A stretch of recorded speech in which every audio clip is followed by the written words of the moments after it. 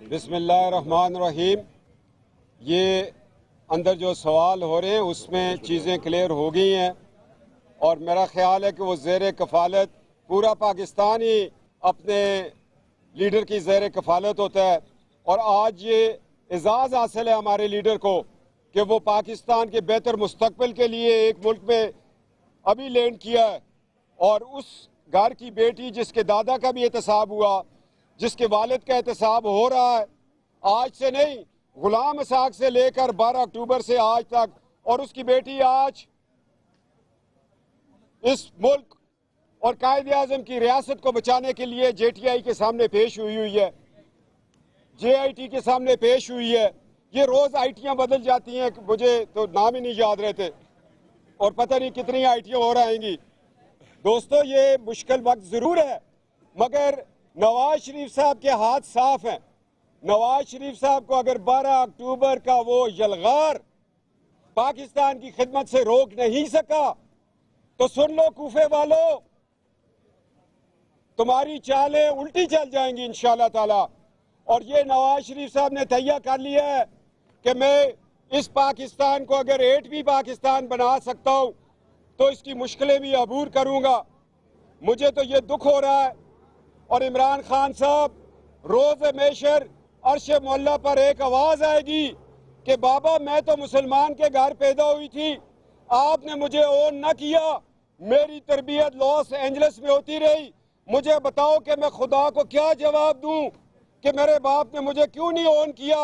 मैं आज जिस मुआशरे में परवान चाह रही थी उससे तो आपने मुझे महरूम कर दिया। इमरान खान साहब, ये वक्त बताएगा। ये ज्यादतियां स्टेट के लिए, मुल्क पाकिस्तान के लिए बर्दाश्त करते हैं, करते रहेंगे और आगे भी हमें पता है कि मुश्किलें आएंगी, इसलिए कि हम राय हक पर हैं। पाकिस्तान मुस्लिम लीग नून जो है वो पाकिस्तान को आगे लेके जाना चाहती है और इंशाअल्लाह ताला वो वक्त दूर नहीं है। इमरान खान साहब, जिला मियांवाली की एक बेटी अपने बाप की तलाश में है, उसको अपना एक साया तो प्रोवाइड कर दो, एक उसके लिए एक रास्ता तो बना दो। क्या कल वो किसी अदालत में बनी गाला की जो आपकी छोड़ी हुई ज़कात की दौलत पर बनने वाली विरासत में जब वो अपना हक मांगेगी तो अदालत उस वक्त उसको ऑन करेगी, कानून उस वक्त उसको ऑन करेगा। लोगों की बेटियों की इज्जतें उछालनी, लोगों की बेटियों को डी चौक में लाकर नाच गाने करवाने, ये तो बड़ा आसान काम है। जब अपने घर पे बारी आएगी तो इमरान खान साहब, मैं गैरतमंद बाप के लिए सवाल करता हूँ, पता नहीं आप पे उस वक्त ये वक्त कैसा गुजरेगा। नवाज शरीफ साहब तो हर मैदान में अल्लाह ने उनको सरखुरू कर दिया है। मेरे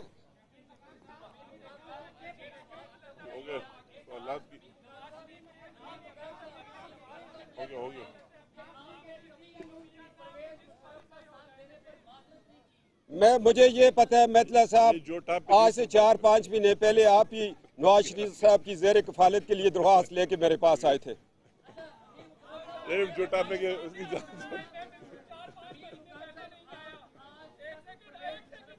बोले बोले नहीं, आपका जवाब मुझे नहीं चाहिए, बैठ जाए। मेरे पास आपके मामू के मैसेजेस भी मौजूद हैं जो रियाद से मुझे भेजे थे। छोड़ दें आप आगे जी।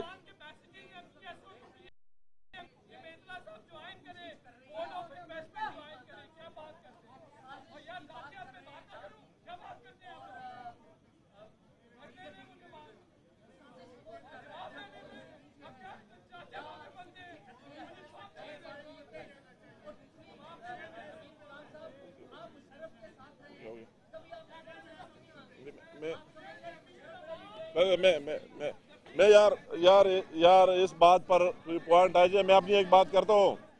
मैं जिसके साथ रहा इंतहाई दलीरी से रहा, इंतहाई ईमानदारी से रहा, आज मियाँ मोहम्मद नवाज शरीफ के साथ खड़ा हो और बिल्कुल दलीरी से करो। मेरा जान माल उसके लिए हाजिर है और डट कर हाजिर है। इस तरह कोई बात नहीं, जिसके साथ वो डट कर होता हो।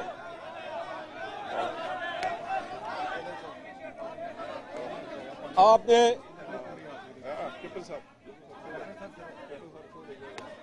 आपने ये सवाल किया कि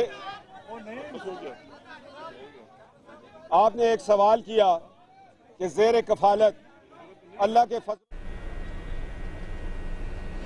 जी आप देख सकते हैं यहाँ पर इस वक्त कैप्टन सफदर मीडिया से बात कर रहे हैं। कुछ उनकी तल्ख कलामी हुई है किसी जर्नलिस्ट के साथ, जिसके बाद जर्नलिस्ट ने वहाँ पे कुछ शोर भी मचा दिया है और उनकी प्रेस कॉन्फ्रेंस में कुछ तातुल आ गया है। उनसे पहले अमीर मकाम भी बात कर रहे थे और जैसे कि पाकिस्तान मुस्लिम लीग नवाज के रहनुमाओं का आजकल एक ट्रेडिशन बन चुका है, यहाँ पर आकर JIT के खिलाफ बोलते हैं और उसके बाद इमरान खान, PTI चेयरमैन इमरान खान के खिलाफ भी बहुत कुछ बोला जाता है। उसी तरह आज भी अमीर मकाम ने भी बहुत कुछ बोला पाकिस्तान तहरीक इंसाफ के चेयरमैन के खिलाफ और साथ साथ आप देख सकते हैं कैप्टन सफदर भी यहाँ पर बातचीत कर रहे हैं। किसी जर्नलिस्ट को भी उन्होंने कुछ कहा था, जिसके बाद उनकी कुछ तल्ख कलामी भी हुई जर्नलिस्ट के साथ। उनका जर्नलिस्ट का जवाब उन्होंने सुनने से इनकार कर दिया और उसके बाद अब वो यहाँ से रवाना हो गए हैं। बात करने के बाद आप देख सकते हैं कैप्टन सफदर अब से कुछ देर पहले मीडिया से बात कर रहे थे और उनके साथ अमीर मकाम भी मौजूद थे और बातचीत करने के बाद अब वो रवाना हो चुके हैं।